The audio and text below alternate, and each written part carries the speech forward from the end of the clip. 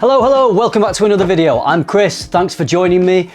We're halfway through the year. Where does the time go? And one thing is for certain, this year has seen a lot of fragrance releases. So I thought I would compile some of my favorite releases of 2022 so far.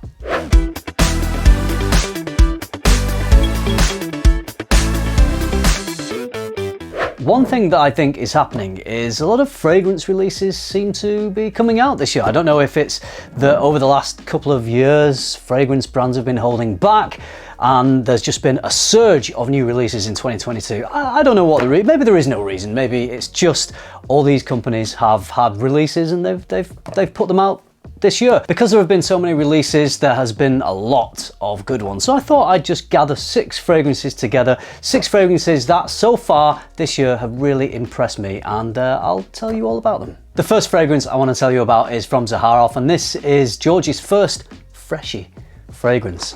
I'm talking about Citrine. The notes are mandarin orange, sweet orange, cardamom, red currant, fennel, clementine, fig tree, jasmine, pink pepper, cistus incanus, jasmine sambac, plum, ambergris, musk, patchouli, oak moss, olibanum, myrrh, and agarwood. Big note list there for a fresher fragrance, but this is not a typical freshie, not in the designer terms. Anyway, this is definitely a more complex fresh fragrance. I would describe it as fresh and musky. There's a lot of citrus in here, which gives the fragrance some lift, and I'm reminded of a citrusy sorbet. There's also a little bit of creaminess. I don't know if that's coming from the musks. You don't really smell the oud, or it's not really heavy on the resins. Although I think those things are providing a lot of depth, it is primarily a lighter, brighter, fresher fragrance. But unlike a lot of fresh fragrances that have citrus notes and maybe some musks and then maybe not a lot else, so you often find with fresher fragrances that they fizzle out quite quickly, that performance is not that great. Well, with this fragrance, because it has some heavier notes anchoring things down, even though they don't weigh down the fragrance, they do add some depth. So you've got a fresh fragrance with complexity and depth. So if you're looking for a fresher scent that lasts, that smells a little bit different, that has a nice bit of complexity to it, then you might want to look at Citrine from Zaharoff. This for me would work really well as a formal fresh fragrance. You know, if it's a hot summer's day or evening and you're dressed up and you want a fresher fragrance that goes well with dressing a little bit smarter, then Citrine for me would work really well in that situation. I think it wears really well as a casual scent. If you want to wear this during the day with shorts and a t-shirt, it's going to work for that. But for me personally, because this has that touch of class that you don't find to quite the same degree in a lot of fresher fragrances, then for me, yeah, this is a good formal freshie.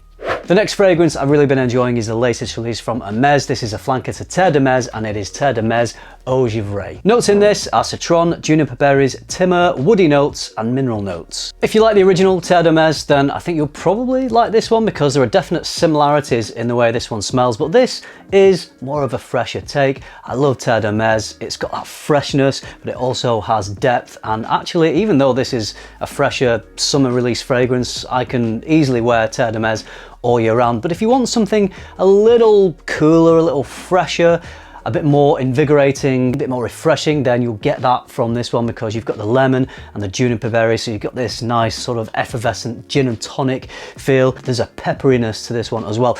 The thing that this doesn't have that the original does have is quite as good performance. The performance isn't bad on this, it doesn't stink or anything, but it is a thinner fragrance. For me, it doesn't project quite to the same degree as the original, and it doesn't last quite as long. But if you want to throw something on to feel fresh and invigorated in the summer and something that smells like Terre de Mes, then this is a good option.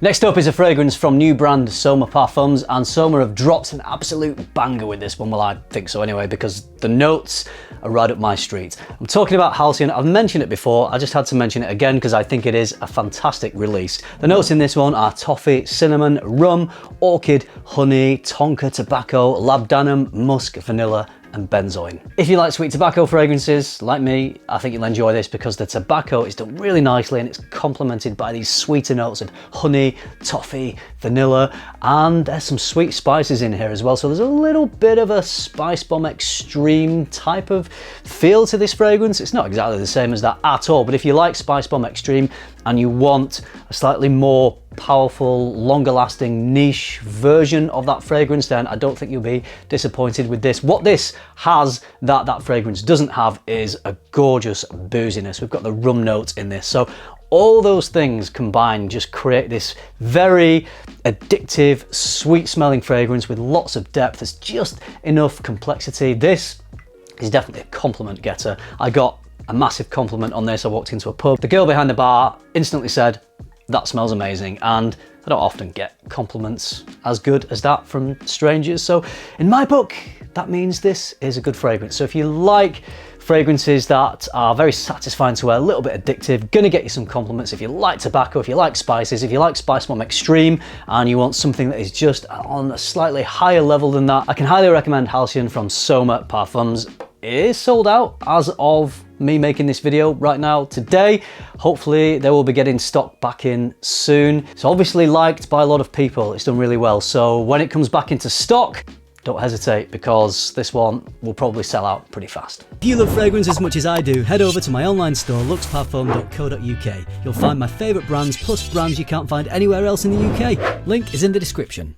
So I'm going to Milan in a few days, and I'm contemplating taking this fragrance with me because I love Milan, I love Italy, so why not wear Italian love from Dolce & Gabbana? The notes are grapefruit, Sicilian bergamot, ozonic notes, violet leaf, green notes, cashmeran, vetiver, musk, patchouli and gaiac wood. Light Blue Forever, the flanker to Light Blue that came before this one, was a massive grapefruit bomb. It was the most realistic grapefruit note I've smelled in a fragrance, probably to a fault actually, because it was all the grapefruit. I didn't just want to smell like a grapefruit. I enjoyed the grapefruit smell, but for me, Light Blue Eau Intense was a better fragrance because I found it longer lasting, and I found that it balanced its citrusy notes with other notes in the fragrance. Well, I feel like this one does that as well. You get a very similar grapefruit to Light Blue Forever, but it's not too intense. It's not as in your face, and it's complemented by other things going on in the fragrance. So you get a little bit of that sea salty ozonic quality that I love so much about Eau Intense. It's not quite as musky for me as Eau Intense, but it balances the grapefruity opening, which does fade a little bit as it dries down, but you always got the grapefruit there in the background, balanced really well with this ozonic sea saltiness. And something that I get with this on my skin is a very classy, Italian smelling, citrusy, clean fragrance. Something that makes me think of Acqua di Parma. It doesn't smell exactly like Acqua di Parma, but you know, you get that nice, clean, classic cologne type of smell from Acqua di Parma fragrances. Well, in the dry down, I get a little bit of that. So you get this gorgeous grapefruit opening, you get the ozonic sea salty notes, it's very refreshing, and then you get that nice sort of classic cologne in the dry down. So it does a lot of things that I really like. Performance is decent on this, much better than Light Blue Forever on my skin anyway. Whilst I would always say that Light Blue Eau Intense was my favourite in the Light Blue line, I would now say that I enjoyed this one equally as much. Should I take it with me to Italy? I probably should, and you probably should try it. Even if you're not going to Italy, this is a great release from Dolce & Gabbana. The next fragrance is from a brand I really love, and this fragrance I think has become my new favourite. From Gallivant, it's Gdansk. Notes are plum, saffron, honey, cardamom, nutmeg, sandalwood, labdanum, leather, incense, patchouli, rose, ambergris, vanilla, tobacco, styrax, cypriol oil and musk. Lots going on in this fragrance, and I absolutely love it. In the opening, you get a really nice plum note, a plum note to rival Tom Ford's Plum Japonais, and then you get this sticky, sweet honey and the cooling spice of the cardamom. Underneath that, you've got this beautifully rich base of tobacco and vanilla, and then more fragrant firepower with leather and incense. So this is actually a pretty potent little fella, really nicely composed by Julia Rodriguez, all done very smoothly. It's not too spiky, it's not too much at all, really nicely done. I could wear this all year round. But for people who do like to wear their fragrances seasonally, this would probably fall into that fall, autumn, winter fragrance. It's certainly got the firepower to perform really well in the cooler weather. You can absolutely wear this in the warmer weather, maybe just don't spray quite as much, but I love this fragrance. If you like plum, if you like spices, if you like tobacco, a little bit of leather, if you like some incense, it's all going on with Gdansk. I've never actually been to Poland, so I can't say that I have any experience with the smells of Gdansk, but that's sort of irrelevant, really. It doesn't matter. This is a poetic interpretation of someone's version of Gdansk. Really nice stuff from Gallivant, and thank you, Nick, for finally putting some tobacco in one of your fragrances. On to the last one. This is another beauty. It's the latest release from Givenchy, and for a lot of people, this is also going to fall into that autumn winter fragrance category. It is Gentleman Reserve Prive. The notes are bergamot, iris, chestnut, whiskey, woodsy notes, and amber. This is a really nice release. The first thing I get when I smell this is really nicely done powdery iris. It's the sort of iris you get in the Dior Homme line, and then you've got all these woods. It's a very woodsy fragrance. The booze element to this is listed as being whiskey, but it's sort of a playful, lighter interpretation of a boozy note. It's not true booze. If you want a boozy fragrance that actually smells like whiskey, you want to be looking at something more like Nasamato's Baronda. But this is a very easy to wear sort of boozy note. It's not going to make you smell of alcohol or whiskey. People aren't going to be thinking you've spent the night before drinking whiskey. No, this is a nice, light, designery, fun version of a boozy note in a fragrance. So you've got the powdery iris, you've got lots of woods, you've got a little bit of a fun booziness, and it all comes together to create this really nicely done fragrance. This does not smell generic or too mainstream. It doesn't smell like it's just been engineered to just appeal to everybody and anybody. It smells like there's some decent thought gone into it, and the blend is really good. It smells high quality to me. I'm super impressed with this fragrance. It's right up my street. I love that iris note. There's a little bit of creaminess to it as well.